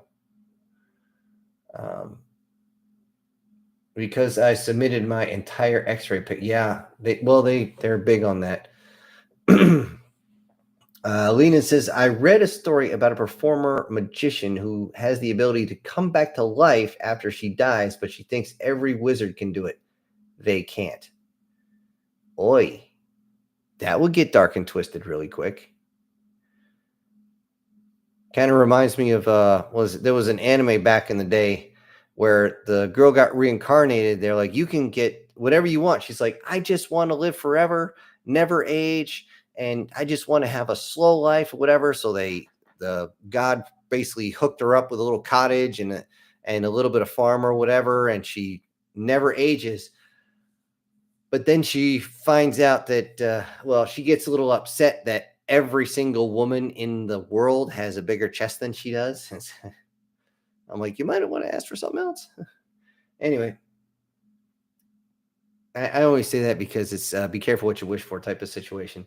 Anyway, Chris says, that's good and bad, but I don't forget the VA. Yeah. Lena says, immortality is either a comedy or a disease if it's a horror story. Yeah. In all honesty, anybody who says immortality is a curse, only if certain things happen. Either A, you're too much of a friggin' empath and you can't learn to open your seventh chakra and let it the fuck go. Two, if you are immortal but you age, yeah, that's horror. That's shit right there. Or if you turn is on that same one, if you're turned into a lab rat, that's also horrific, especially if you still feel pain. But I mean, honestly, except for the losing other people, immortality is nothing. It's just something to deal with. It's one of those literally rub some dirt on it and drive on.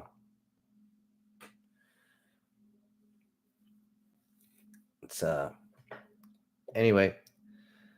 Says Guardian says it really depends on which AI is being used. Most don't do anthropomorphic very well. Multiple limbs and tails are problematic, and quite a few have difficulty with the fine details like hands and fingers.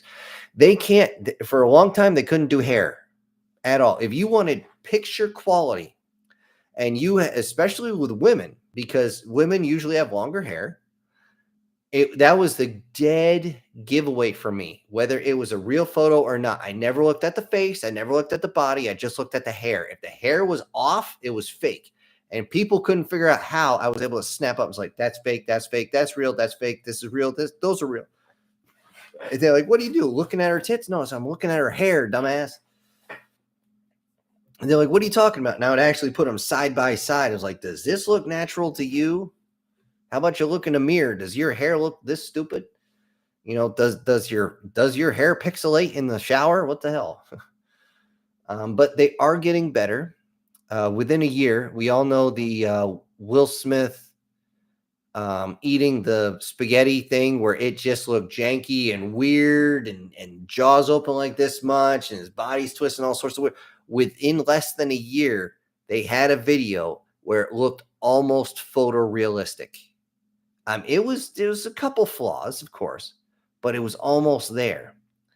And I did find it kind of funny where he tried to show that he actually does have a sense of humor, where he took a video of him, like several videos of himself eating spaghetti, and then he merged them together to make it look like that video. And I'm just like, okay, dude, I know you're a bit of a cuck, but at least you got a sense of humor still.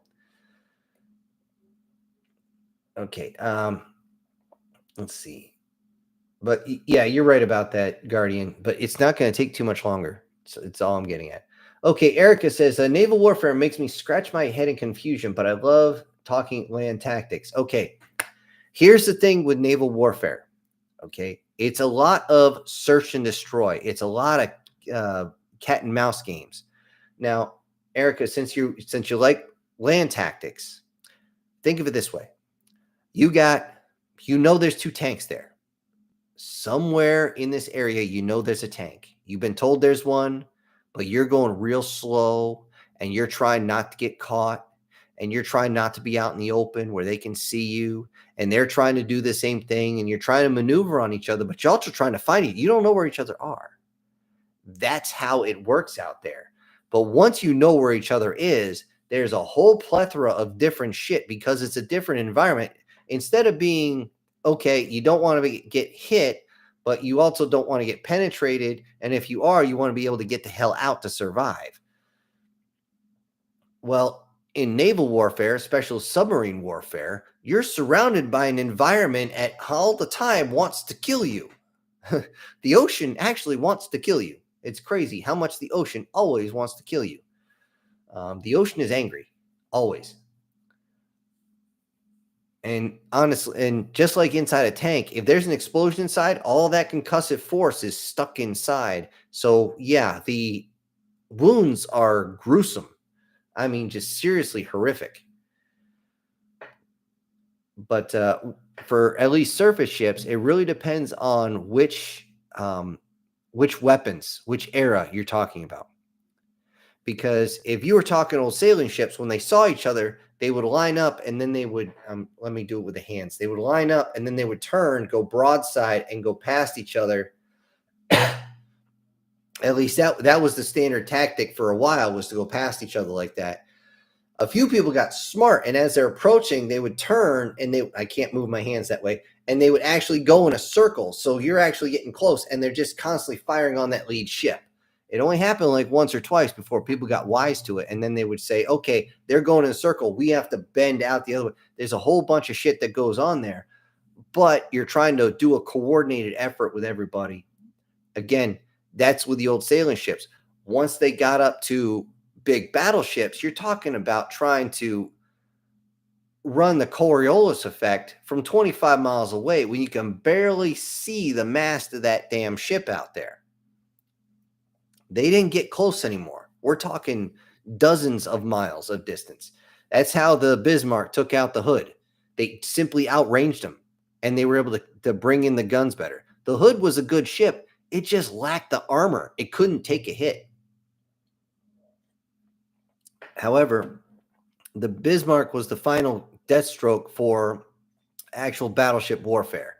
Once you moved up to aircraft carriers, one of the key things is, if you in naval warfare, if you have the ships coming at each other and they realize each other's coming in for fire, they actually call the aircraft carrier Mother, at least here in the US.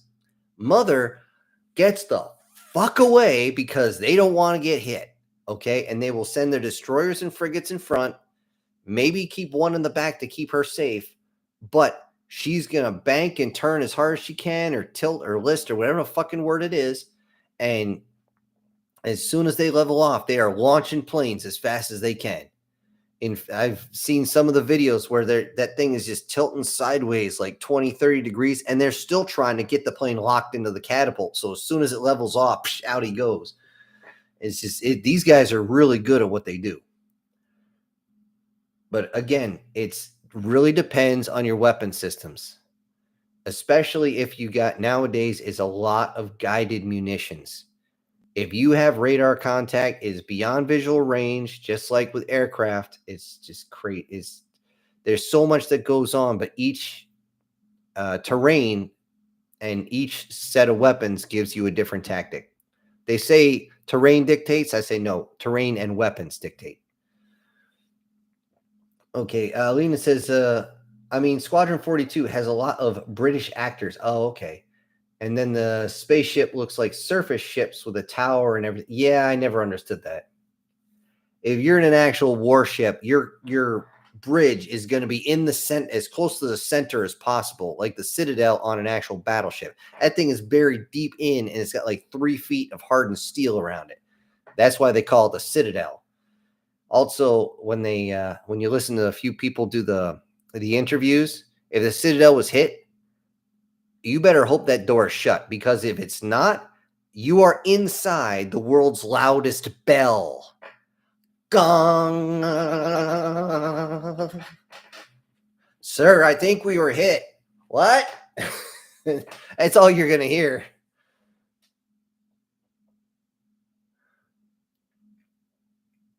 Let's see. Oh, yeah. Guard saying Luigi Part 2. Look, that one I'm not going to go into. All I know is if he was trying to make a example of that guy, saying someone born rich has nothing to say against people who are poor, he shot the wrong person. Because that guy he blasted actually came from a lower middle class home and worked his ass off to be there. Was he a good person? No. But you know what? He didn't deserve the bullet in the back. At least I don't think so. Let's see. Gert says, I still find the one joke where it shows the Chinese soldier doing like all the crazy ass training, and then it's just the 6'5" Marine from Kentucky with room temperature IQ walk towards him and literally walks towards him, and literally a 6-foot guy who's in so and the 6-foot guy is so damn ripped, you can cut a tow cable with his bicep walking towards the camera. Yeah. I miss being able to be that strong. I miss my heavy workout days. I miss being able to walk into a room in just a t-shirt and have everybody go, holy fuck. And the thing is, that's showing off without showing off. And I love being able to show off without showing off.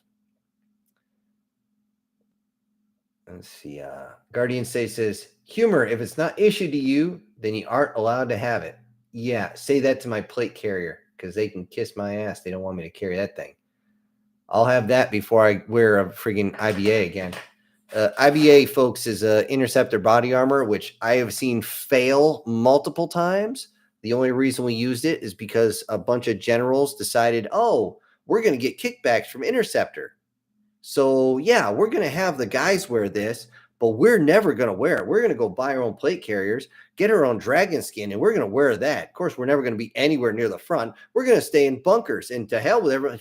Fuck you, you West Point graduating cocksucking son of a bitch. Ugh. Sorry, guys. It just irritates me so much when they do this. It's just the old phrase, those who live in ivory towers can't see the grass. It rings true. They don't know what it's like on the ground, and it just makes life miserable for everybody. And what the hell do they care? They're just making millions of dollars. And it's actually blood money if you actually go over it. So, yeah, I'm going to leave that one alone. Guard saying, I don't know about vertical guns, but I do know that they have some pretty crazy ass guns for planes. Yes, they do. Yes, they do. Actually, the original M2, also known as the Modus 50 caliber, was supposed to be aviation mounted, but the damn thing had such a hard recoil that it ripped the frame of when they put it in one of the biplanes and they fired it. It ripped itself completely out of the plane, actually destroyed the entire plane. They had to rebuild the plane itself from scratch. At least the body. They didn't have the engine in it yet. It continues like, sorry, this thing's jumping. I can't remember the name of it, but the German bomber with a 105 cannon at a 45-degree angle pointing down, usually a guaranteed one tap if you don't get erased by SBA. Yep. Yeah, if you can hit with one of those things. It's not the easiest things to strike with those cannons, especially when you're moving. It's hard enough to hit something with a 105 when you're on the ground and you have a computer actually leveling off your barrel. Trying to do everything manual is not easy. Chris says, with the advances in live AI filters, even I may have a future in of it beats my old retirement plan, gaining 300 pounds and becoming an exotic dancer. The more money you throw, the more money I put on. The more I put on. Oh, God. Okay. Sorry. I read that wrong, dude. I'm sorry. The AI filters now are actually free. I don't know if you guys have seen it. I don't know if it was Korean or Japanese. The guy's there. He's kind of overweight. He's like 20 some odd years old. And he did a side-by-side comparison with him and the AI filter. And the AI filter was a very attractive young woman. But as he's sitting there, he even grabbed chopsticks and he ate food. And it looked real on the female one. It looked like a girl. And he's like, oh, you think that's bad? What's this? He turned on the voice changer, and the voice changer actually sounded like an actual Asian female. I was like, oh, that takes catfishing to a whole new level. A level I don't want to be that.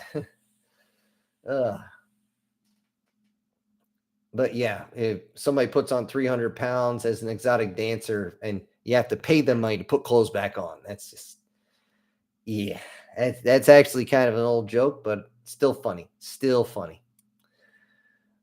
Leonids here says, I know there's a new naval game called Sea Power. Okay, I haven't heard. It's based on the 60s and 80s ships with missiles. It's very cool. I never heard of it. I'm going to have to take your word for it. Douglas says, space combat, you have to think of the terms in the 5Ds, with the 5D being space itself trying to kill you. Yep. Dodge, duck, dive, dip, and dodge. That's why I use that so much, because I'm sure you've all seen Babylon 5 with them using the thrusters to kind of spin and dodge and weave and whatever. They're not, unless they're actually inside an atmosphere, there's no banking in space. I mean, you can, but the amount of thruster control you need to perform that maneuver is nuts. Let's see. Guard saying, oh, yeah, since you're on the topic of Navy, I decided to take some more looks into the Russian Navy for War Thunder, and my God, they really did use a lot of tank. Yes, they did. They used what they had. And that's why such a thing as jerry-rigging something, because the Germans later on in the war had to improvise. They took the weapons they had. They didn't have the system to put it on, so they just attached it to whatever they had. So they had a lot of armored cars back then with the suspension so weighted down. I'm surprised the thing freaking moved. But also their stuff was so complex for its time, it broke easy. So, which one you doing on that? He continues with, they have boats with T-34 turrets. Yes, they did. They have ones with the PT-67 turret on it. Yep, I remember that. Hell, they even have one with the KV-1. Really? 3 KV-1 ZIS-5 turrets on it. Okay, that I haven't seen. And all their guns have to be changed up to fire naval shells. Damn. Okay, I've never heard of them putting a KV-1 friggin' turret on a ship. I've seen the other ones, though. I've seen all the pictures. It's a couple good videos. I mean, they're really short, but they're, for their time, they're really good. And they're actually walking there, and they're like, haha, yeah, we got our guns for our ships. I'm like, you better hope to God you're not going on a near-tier enemy, or you are so fucked. Lena says, space combat have a hyperspace combat. You have hyperspace missiles and fighters that can send missiles into hyperspace. Actually, hyperspace jump missile is a device that everybody knows once they have FTL technology, that's going to be a thing. And if you can actually figure out where your enemy is going to be, you can hyper jump it right on top, and before their sensors even realize what's going on, that thing is digging right down, penetrating deep inside, creating a huge gaping hole. Once it comes to rest, it's going to blow up inside, most likely breaking the back out and blowing all sorts of stuff all over the inside, just tearing up its guts, and then leaving it limping and broken as it just kind of drifts in space. Yes, the double entendres were heavy tonight. But you guys know that's just an easy one to do because it just works.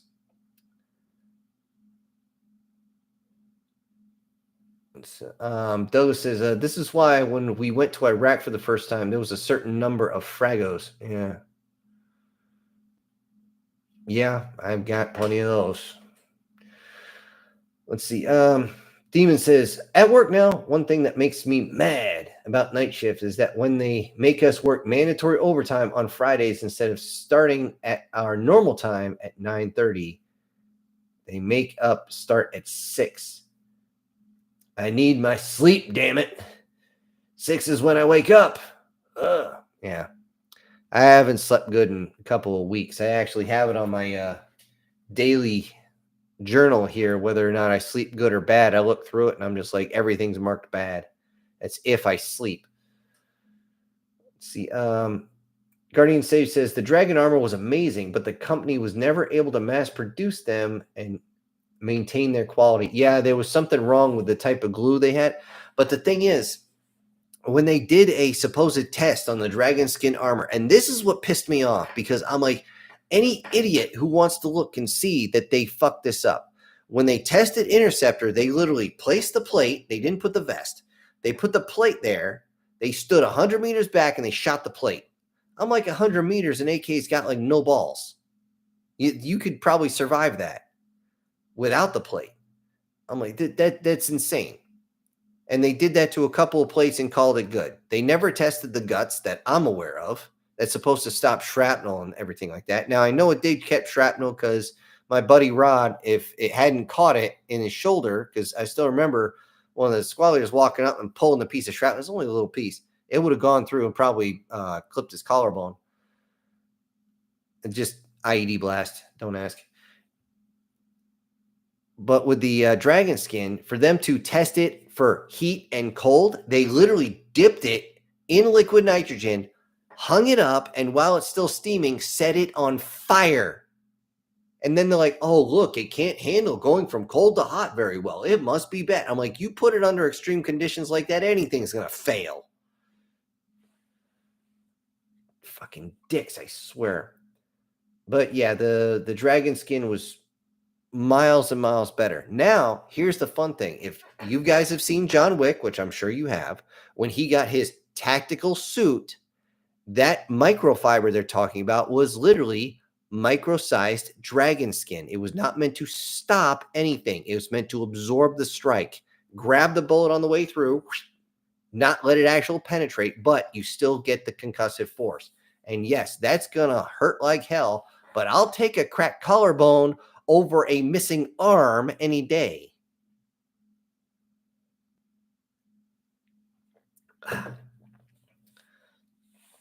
Let's see. Demon's also saying, well, off I go into the wild blue yonder, lost again, son of a bitch. Okay. And he says, good night, Demon. Everybody's saying that. If you can dodge a wrench, you can dodge a ball. Yeah, I know.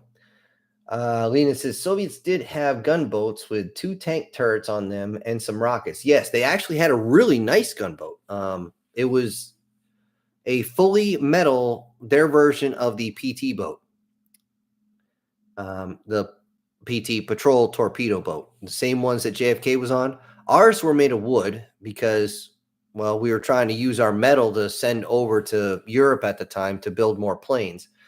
That being said, it was good. It was actually faster. It didn't have the range of ours, but it carried enough ordnance. The thing is, they didn't mass produce them because they were insistent that all these boats need to be metal. Well, they didn't have enough metal. They were using the metal to make their tanks. So, I mean, it is what it is. I'm pretty sure you guys have played War Thunder or World of Warships, I think it is. If they did one game where it was nothing but PT boats and the metal Russian ones like that, I'm pretty sure the PT boats would have a very hard time keeping up. Of course, if they use the original torpedoes, you're not sinking anything. The original torpedo that the U.S. used somehow broke the laws of physics by sucking and blowing at the same time. I thought that people were joking how bad those things were until I actually read the reports. We're talking about not only would it go off course in less than 10 meters from exiting the tube, but even if it did strike the target, a lot of times it wouldn't even detonate. I'm like, what the hell? I forget which World War II show where they actually dropped a torpedo from a plane and they broadsided a freaking Japanese boat, and the torpedo literally snapped in half. It didn't explode. It failed. It was a massive failure. But of course the higher ups, oh, there's nothing wrong with these torpedoes. I signed off on them, so there's nothing wrong. Fuck you, dude. Ugh. Okay, guard saying currently on War Thunder right now, and I just got shot like 37 times in the KV-1 I'm using. Didn't lose a single crew member, but I lost my tracks 9 times, my barrel 3 times, and my transmission every other shot. Did literally nothing. Hell, I even said their aim sucks, and it took me 9 of them 37 shots to kill me. Well, yeah, it's KV-1. For those who don't know, KV-1's a very beefy piece of machinery. One guy tried to tell me to shut up, but one of my teammates said for him to, I'm not sure what he said to him, and I earned that since I just sat there 5 minutes being used as an nice big ass target. Yeah, that's what it is. Let's see. Guardian Sage Worlds of Warship is cool. I've never played it. I've seen a couple people play it, but I've never been on it. I don't have time to send to a bunch of these games. If I didn't make this channel and I didn't have the bills I got and stuff like that, I'd just be a game playing maniac. I would just get this huge gaming center and I would just be on there trolling the piss out of people. I would have gone specifically on those guys' discords when I know they're doing a bombing run. I come in with the ME262, and even if I have to crash that thing right into their bombers, I'm just gonna do my dive run from 45 degrees off, bank in, slice through the first guy's cockpit, come up real quick up the other guy's freaking right up through his tail gunner.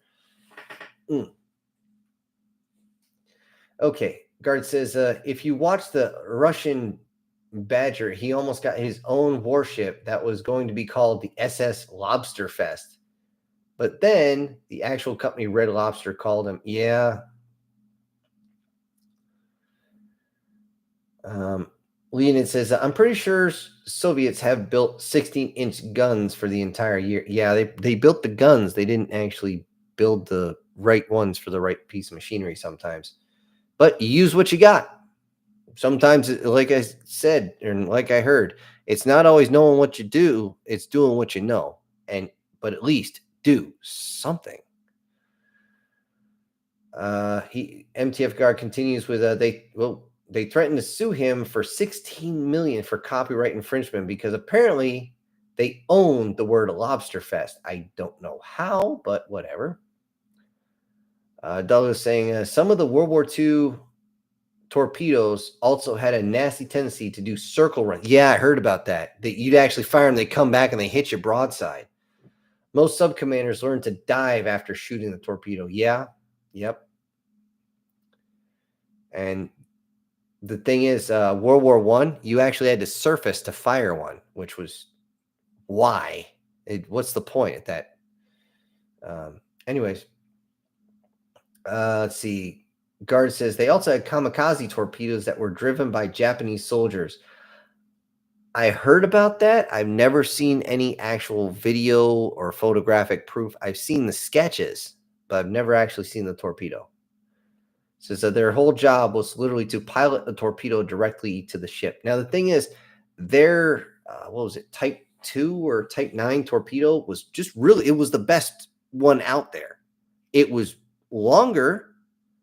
It was more narrow than ours, but it was an incredibly good piece of machinery for its time.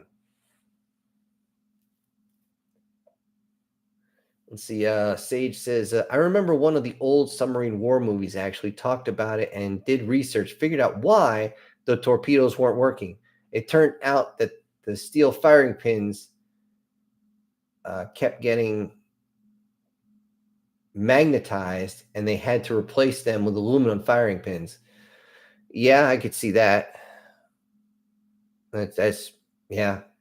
See, this is one of those things when it comes down to science, like you don't know how, or shit, you don't need to know the metallurgy and all the pressures and everything, how to start a car and to drive it. Of course not.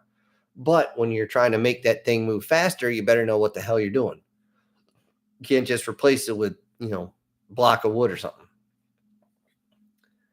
Lenin says, if you just want to have fun, World of Warships. If you want something else, War Thunder. Okay.